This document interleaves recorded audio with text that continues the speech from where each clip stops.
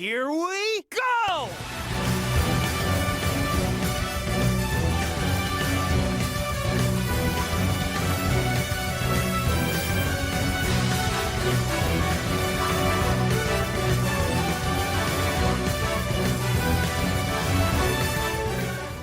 Hey ya Blue Blurs, how y'all doing? This is Game Blake 90 with his Sonic controller locked and loaded for another Sonic fan game showcase video. I think this channel is becoming a domain for Sonic fan games because we've been covering an awful lot of fan games within my more recent uploads, two of which I only managed to pump out in the past week or so, and frankly that's a very unacceptable result for an upload schedule, so we need to fix that, don't we? So, here to kick off this next week, we've got Sonic the Hedgehog Skies, a fan game made by LowPolyPixels. Now, I don't exactly know what direction this game sought to follow, and we'll never know because after say 2018, development of this game was apparently discontinued because it hasn't gotten any updates since.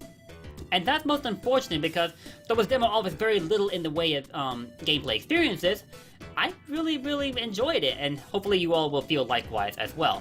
As you can probably tell from the title screen and from the character select screen, which borrowed from Sonic 3's menu music, that is all of a sudden a banger, even though I rarely ever hear this gem anymore. The pixels for Sonic and Tails heavily resemble those seen in Sonic before and after the sequel, both of which were made by Lake Shepard at the earlier half of the last decade. As you can already see here, they look very much like their BTS and ATS counterparts, and to sweeten the deal, you even have Knuckles developed in a similar style. A bit more shine to his dreadlocks, and his eyes are a lot more animated, and bigger definitely, than you would see in Sonic 3. I think it's a really cool design, and I gotta give some big ups to LowPolyPixels for this performance. And now, in between Knuckles, Tails, and Sonic, you can take any of them through Paradise Panic Zone or Withering Waterway Zone. Between the two, Withering Waterway has definitely jumped out to me, but Paradise Panic still stands well on its own, especially for its soundtrack choice. So without further ado, let's take Sonic to Paradise Panic, and don't worry, I'll give Knuckles his time in the spotlight, because I don't think anybody's ever seen him with ATS and BTS pixels, just like how Sonic and Tails used to have. Anyway, Paradise Panic, and in case you are not familiar with this soundtrack, let me educate you. Anybody remember a game called Sonic 3D Blast? It didn't just come out on the Sega Genesis, it also came out on the Sega Saturn. And when you play it on the Saturn, you get incredibly enhanced environments of Sonic 3D Blast. Like, I'm not talking full-on 3D like you would see in Adventure, Unleashed, Colors, and so on and so forth, but you see a lot more environmental effects coming into play, and the overall feel of the levels is a lot better captured in the Saturn version as opposed to the Genesis version. Both are still really enjoyable overall to play, of course, but man, when I finally rediscovered the Sega Saturn, I fell in love with Saturn 3D Blast, and yes, I have every intention of showcasing it. In fact, I just did a playthrough series for Sonic 3D in 2D, which is a fan game by Sodanuk that aims to recapture the 3D Blast experience in 2D.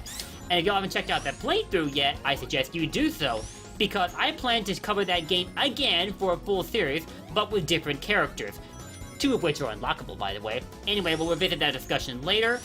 On to Sonic Skies, which seems to combine aspects from Emerald Coast with those seen in Emerald Hill, but with a gimmick that I think is a lot more similar to what we see in Sonic 2's Mystic Cave.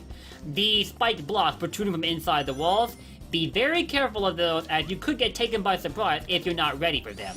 As far as Sonic's capabilities, he has his drop dash, he has his spin dash, and his super peel out, which again borrows an animation seen in Sonic before and after the sequel. Unfortunately, I don't think he has an instant... Actually, no, he does have his instant shield, but seeing as I'm already equipped with a regular shield, I'm not gonna get to show that off, but it's not like I really need it. I do have to say though, the loops feel a bit weirdly designed, especially on the left and right sides, cause those are just held together by what look like a piece of wood as opposed to full-on land, you know what I mean? Kinda weird, but hey, they work, so what am I worried about?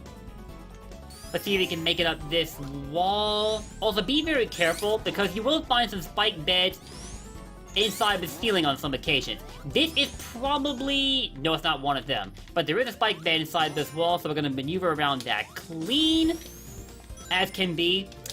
We're gonna head on up here. We're probably going backwards if we head this way, because typically the goal in a Sonic game is to go toward the right. So let me backtrack and head to where else that swing down there is gonna take me, and that's up here. Could have cleared that side with a spin dash, but that's alright, you know what I mean? And I do like how the trees look though. Obviously they're unfinished, but I like the direction that the creator was aiming for with how the leaves are shaped. I think you want to add a little bit more detail to the sides of them so they didn't look so, well, there's a toy that I'm trying to think of, but the name of it is not coming to mind. Ah, well. And speaking of spike beds in the ceiling, I think one of them is directly up above us once we take that swing. Yes, there is, so, don't jump into it.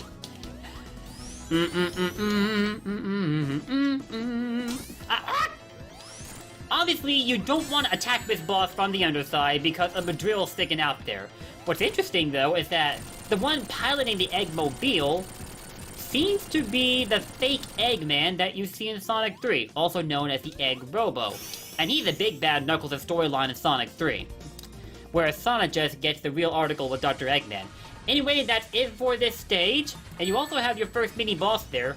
Unfortunately, there won't be another mini-boss for Withering Waterway, which you'll probably breathe a sigh of relief over, especially given the level layout. Granted, it isn't a terrible level layout by any means. I much like how the one in, what was the stage I was playing it again? Paradise Panic. How the heck did I forget what it was called? I like how the layout in Paradise Panic was constructed, and the same goes for Withering Waterway. Okay, so next up we're gonna go through the Withering Waterway zone, and as I promised y'all, I'm gonna showcase some gameplay with Knuckles, seeing as we've never quite seen him with a design like this before. First time for everything though, right? Or at least I haven't seen a design like this before, because this game has existed for 2 years, even though it was never completed. So some of you may have been familiar with this aspect of Knuckles' design, but I, on the other hand, was not. So I felt time to give him some time a spotlight, especially considering that I just covered Chaotix Mania Stage 2020 demo quite recently, and if you're wondering what that is, it is to recreate Knuckles' Chaos in the style of Sonic Mania. I did a showcase for that recently, and it's been quite popular among my more recent uploads, which, as a matter of fact, that video has recently crossed 400 views and it's well on its way to 500. I want to thank you guys for your insane amount of interest in that upload, and hopefully you'll like the rest of my content as it comes along. But anyway, Withering Waterway Zone. What? Okay, I don't get it. What was on that badnik's back that hurt me? Apparently I can't jump on it. I need to get spin dash into it, but still, why? I don't see any spikes on its back. Oh well. As with level design. But tiling is obviously very reminiscent of the tiling seen in the pastime version of Title Tempest in Sonic CD.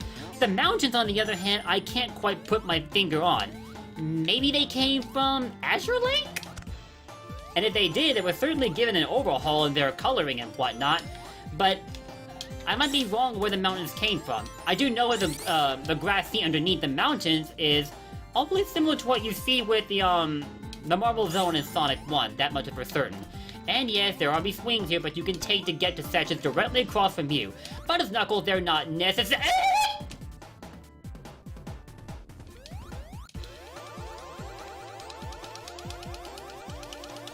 What in the world just happened? Sonic games, man, what can I say? I'll be right back. Well, I guess it wouldn't be a Sonic fan game showcase if some weirdness didn't unfold, right? I had no idea what happened there, though. I guess I clung to a very weird part of the corner with Knuckles' glide, and all of a sudden I got rocketed up into outer space! Knuckles off to the Doomsday Zone to proclaim the Master Emerald from Eggman. I bet that's what happened there.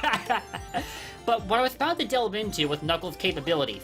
They are exactly as you remember from the classic Sonic games.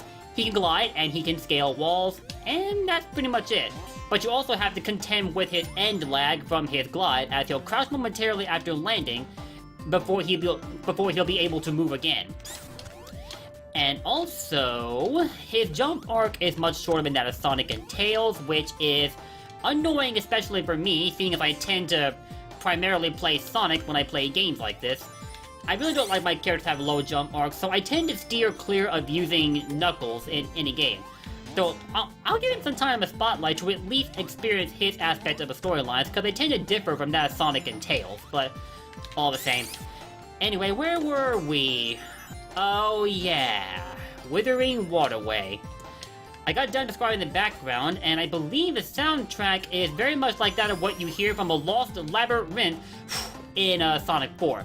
Also, I just about activated the glitch again by mistake, but luckily, we avoided it this time. Oh, and that slide there obviously came from Sonic 3's Hydro City. A little weird, but you would have a fire shield for a water stage. I've always said that whenever this happens, but it is what it is. Anyway, we're gonna take that slide down to God knows where. Looks like an interior section of Withering Waterway, though it took us right back to the surface straight away, so I guess there's not exactly a lot to see. Alright. Oh, look at that! Grounder's distant cousin. If y'all watch Adventure Sonic the Hedgehog, I hope you guys got the reference. Or you played Dr. Robotnik's Mean Bean Machine, because he and Scratch show up there as well. And both Grounder and Scratch, in case you did not know, are Dr. Eggman's robotic minions. Or Dr. Robotnik's minions, because he was known as Robotnik at the time they existed. I wonder how they would feel about the eventual transition in Eggman's name from Robotnik to Eggman, were they still around. Kinda weird if Sega would take them back out of the, scrap pile. Get it, scrap pile, because they're robots made by Eggman? Yeah, let me stop. My jokes are not on point today. But then again, my Smash skills weren't on point last night either. Smash Bros for any of you dirty minds out there. Don't get me misconstrued. Ooh, a Knuckles Chaotic Invincibility theme! I love this choice, especially given our character choice. It almost fell into place rather cleanly. Sadly, there's not much else to show about Withering Waterway because that is the end of the stage. No boss battle here to worry about this time. But if you're the kind of guy that hates water levels, this could be welcome news to you. Also, what the heck happened to the goalpost? It just vanished when lightning struck. Bruh, I don't get it. And here's a quick credit screen thanking those involved with sprites and the music that went into this fan game. You guys are awesome. Thank you so much. And that's it for this showcase for Sonic Skies. As I think it is. I'm pretty sure Tails plays exactly like how you would expect him to play in a classic Sonic game, but just to make sure, let's take a look at him. Also, you can change the screen size when you go to this menu if you feel like it, but nah. Rather interesting direction in the appearance of his flight mechanic, his flight animation. You definitely see the two tails that are spinning into a rotor a lot more clearly than you usually do. Even though they're still spinning relatively fast to create the rotor effect, they're a lot more visible than I'm used to them being. Or maybe I'm just looking into it way too much. Now, does he have any other abilities that I am not privy to? Maybe he has his tail spin? Nope. Same old tail as always, so nothing else to see here, guys, so that will be it for this video. I know this is a bit on the shorter side, but for one, my content had been slowing down recently, seeing as I had plans over the weekend to help a relative move into her new home. But I have been able to pump out a couple of videos before then, so at the very least, I hope you enjoyed what I've been putting out at the time, and I hope you'll continue to enjoy the rest of my content as it comes. If you like this video, show me with your likes and comments, and to keep up with my uploads, hit that sub button and ring that bell. Also consider joining as a member of this channel to enjoy a clean-looking Sonic-themed badge next to your username. Cause seriously, who wouldn't want Sonic's quills next to their username, or on their shirt for that matter? Yes, I know, I gush about Sonic an awful lot. I suggest getting used to it. And in addition to considering becoming a member, which you don't have to, by the way, cause your viewership of my content is more than enough support for my channel, and I thank you very much for it. But if you want to take it a step further, join my Discord server. You'll get first-hand updates of my content there, along with opportunities to show off your own. So yeah, guys, I am out of here, and I will see you next time. Until then, Blue Blur for life. Peace out.